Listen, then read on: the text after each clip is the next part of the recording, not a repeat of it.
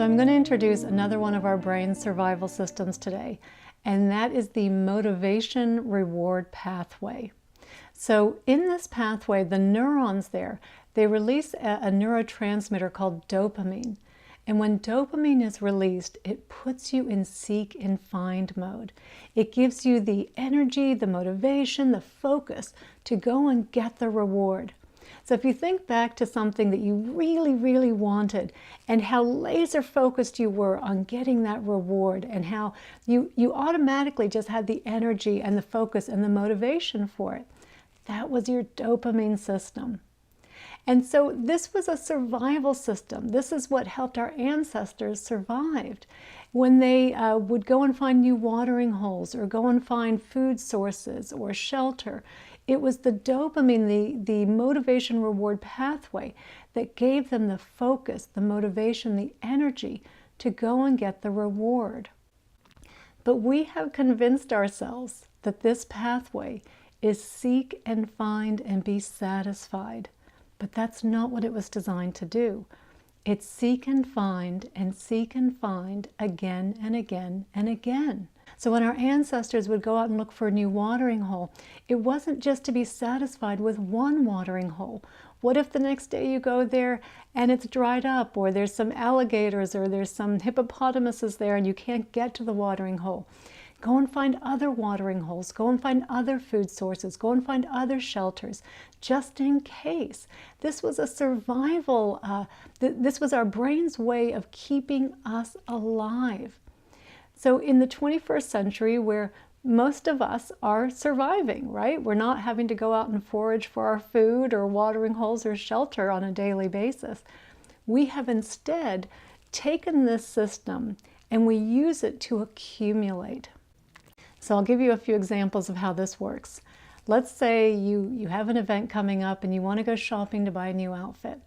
So you're on your way to the mall and you're getting little spritzes of dopamine, the little anticipation. You've got the energy, the focus, the motivation to go and get the reward, the new outfit. So you go into the store and you're looking around and you're trying to find something. And then the moment you find one thing, don't you notice how as soon as you have one thing, all of a sudden it's like, and that looks good, and that looks good, and that looks good. And then the next thing you've got 10 items in the dressing room. And have you also noticed how they used to, for the longest time, they would only let us take 3 items in the dressing room. And now you can take 10 items in, you can take 20 items in, you can take unlimited items in, because they understand that you're in a dopamine frenzy at that moment. They don't want to break that frenzy for you to have to get dressed again, to come back out and get some more items. They don't want you to expend your energy there because you might stop. So they know this stuff. They know exactly how we work. So you're in the dressing room, you're trying on different outfits, you find the one you like, you're finding this is the one, this is the reward. The moment you hand over your credit card, your dopamine levels start to taper off because you've got the reward. And this is why malls are so successful, because you go out one door and you go right back in another one, because you want to keep that high going. We've convinced ourselves that we like that feeling, and it's a high arousal feeling, the energy, the focus, we like that feeling. And so we just go in and out, just looking to keep that high going. So now let's say though you got to the mall and you didn't find anything. That's dopamine disappointment. So you're looking through the racks and you're trying to find something and your energy levels are plummeting and you're not feeling as good anymore and you're not as focused. That is the drop in dopamine. You were expecting to get a reward and you're not getting it, and it doesn't feel good.